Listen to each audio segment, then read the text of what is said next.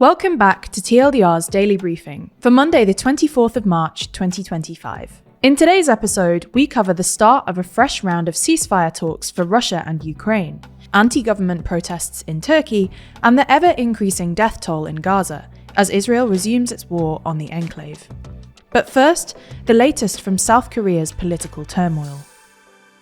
South Korea's Constitutional Court has reinstated Prime Minister Han Duck-soo as the country's acting president, overturning his impeachment by the opposition-controlled National Assembly 3 months ago. The ruling on Monday came as South Korea nervously awaits a separate, more consequential ruling on whether to overturn or uphold the impeachment of President Yoon Suk-yeol, whose bewildering attempt to impose martial law on the country in December plunged South Korea into political turmoil. Prime Minister Han became acting president when President Yoon was impeached and suspended from duties in December, following his martial law attempt. However, Han didn't even last 2 weeks as acting president before he himself was impeached and suspended over his refusal to fill 3 vacancies on the Constitutional Court. In his stead, Deputy Prime Minister and Finance Minister Choi Sang-mok became acting Prime Minister and acting president. 7 of the Constitutional Court's 8 sitting judges overturned or dismissed Han's impeachment, while only 1 justice upheld it, meaning Han has been reinstated as Prime Minister and acting president. The court said that Han's legal violations were not serious enough to warrant his removal from office. While an important moment in South Korea's ongoing political tumult, the ruling will likely soon be overshadowed by the court's ruling on President Yoon's impeachment. If Yoon is removed from office, i.e. the court upholds his impeachment, a snap presidential election must be held within 60 days. If the impeachment is overturned, Yoon will be reinstated and continue as president, though the country's deep political divisions will certainly persist. South Korea has been on tenterhooks waiting for the outcome of President Yoon's case, with it now more than 100 days since the Constitutional Court received the case.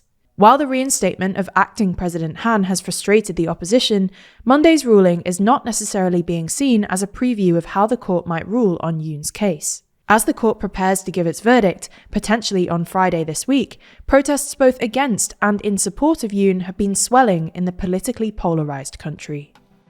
You're listening to TLDR's Daily Briefing. If you want more explainers on what's happening in the world, then you should check out TLDR's other channels. Today, we released videos on whether Canada could join the EU and the political future of the US Democratic Party. You can find those videos linked in the description or show notes for this episode, or by searching for TLDR on YouTube or Nebula. Today, America and Russian officials are meeting in Saudi Arabia, where they're expected to discuss a plan to pause Russian strikes on Ukrainians' energy infrastructure and draft up a 30-day ceasefire. Ukraine agreed to the proposal in earlier talks yesterday. However, Russia has been reluctant, demanding recognition of all the territory it currently controls.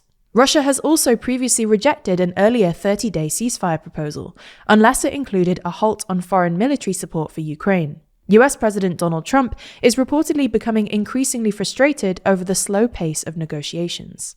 Meanwhile, Russian forces continue heavy attacks on Ukrainian cities.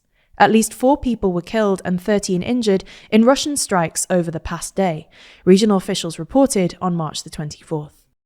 Over to Turkey now, where more than 1,100 protesters have been detained following huge demonstrations across the country, after tens of thousands of people have taken to the streets to protest against the arrest of Ekrem İmamoğlu, the main rival to the president, Recep Tayyip Erdogan.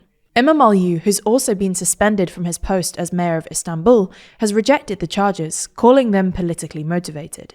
Erdogan, meanwhile, has condemned the demonstrations and accused the CHP, İmamoğlu's party, of trying to disturb the peace and polarize the Turkish people. According to local news sources, rallies took place in at least 55 of Turkey's 91 provinces, marking the largest demonstrations Turkey has seen in a decade. Meanwhile, several opposition figures and grassroots activists, who have thousands of followers and have been sharing protest information, have had their X accounts suspended.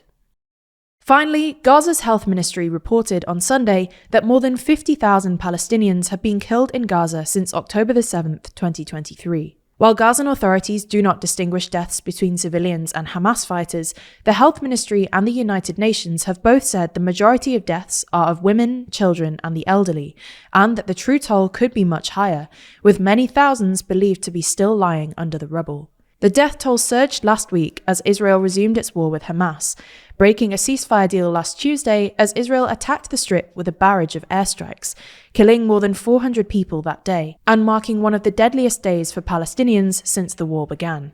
By Wednesday, Israel had also resumed its ground operation in the enclave.